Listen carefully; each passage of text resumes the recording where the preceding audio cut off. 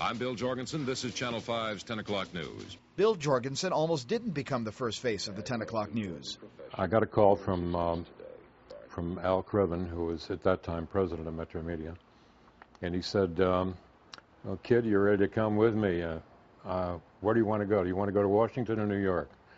And I said, I think I'd like to go to Washington. He said, you got to see New York. Bill was, part of him was eager to go at it, and part of him was hesitant because he wasn't sure whether he'd like the big city and couldn't be sure whether the big city would like him.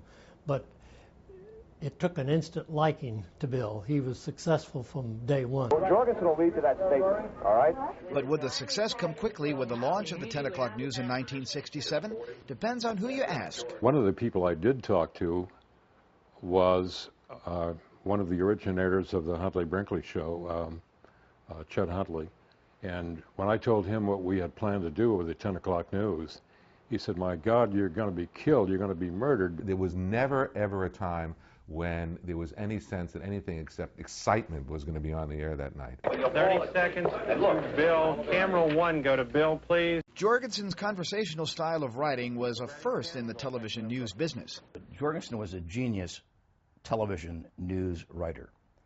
Bill could not write a very good letter, and he couldn't write perhaps a novel, but in terms of writing for news, delivery, there was no one I ever met who was any better. Well, Bill Jorgensen, you couldn't help but admire him. He, without question, was the best writer in this entire city. He was like my dad.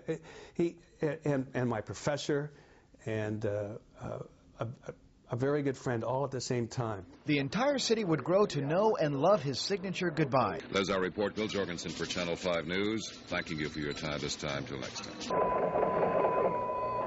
We wanted to be the best. And so we were inspired. We had this extra inspiration because we knew we were the underdogs. And we were going to climb up and become not just the underdogs anymore, but the leaders. And I think that's what happened with the 10 o'clock news. Bill McCreary was also one of the best, and one of the four that would share the desk with Jorgensen, the late George Sharman, and John Rowland, making the 10 o'clock news even more exciting. It was a pretty unique team.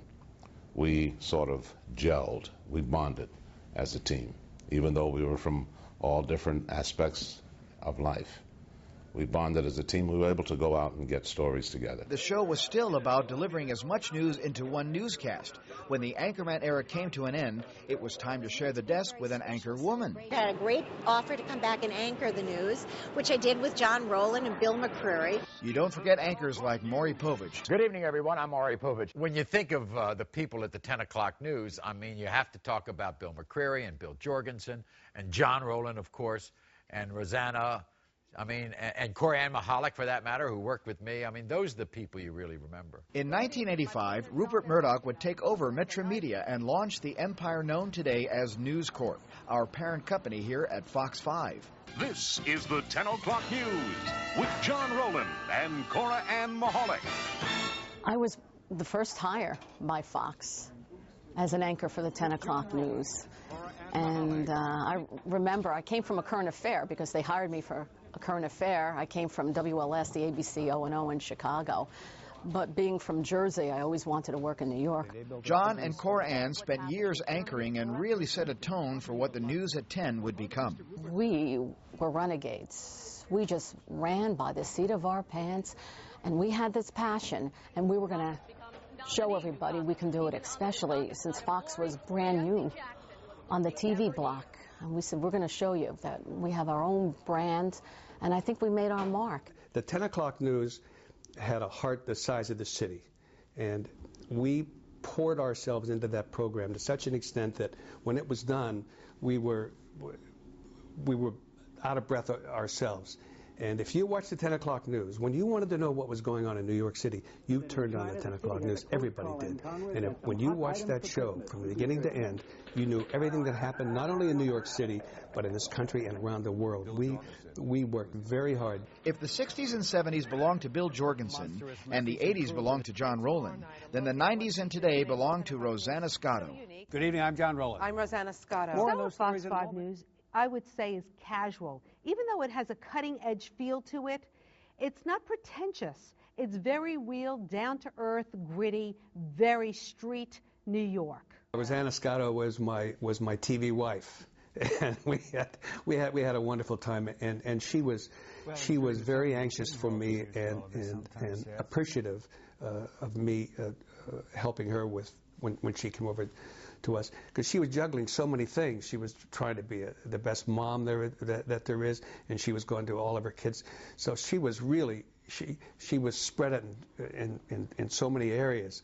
And then later the restaurant, she got heavily involved in that. And she was just juggling so many balls, and she worked very, very hard. The hard work continued as time moved on. So did the pace of the show. Still aggressive, but now even more news and more urgency to get the story delivered. The style, when I joined the 10 o'clock news at Fox 5, was completely different from anything I'd ever done. It was fast-paced, a lot of graphics, a lot of tape, a lot of moving for the anchors. It's the first time it's something like that I had done. So, you know, Rosanna and I had a lot of fun with it in terms of where we're going to be next. When you sit next to Rosanna Scotto, you've got to have energy. The girl is something else. I mean, she's got all this personality, and she is so much New York, and she reflects the energy of the city. That New York energy continues today with the dynamic team of Rosanna and Ernie. With Rosanna and Ernie, we have the most recognizable New York news team in the business, and they're true New Yorkers. So you're asking me, what is it like for me to work with this woman? With Rosanna? It's unbelievable. And let me tell you something. No, this is because you see what we are like right now? This is the relationship that we have. But you know what? We love each other. We take our job seriously, but when we can, we have a good time, exactly. right? But when we have a chance to let you know that the world is okay, we try and do that.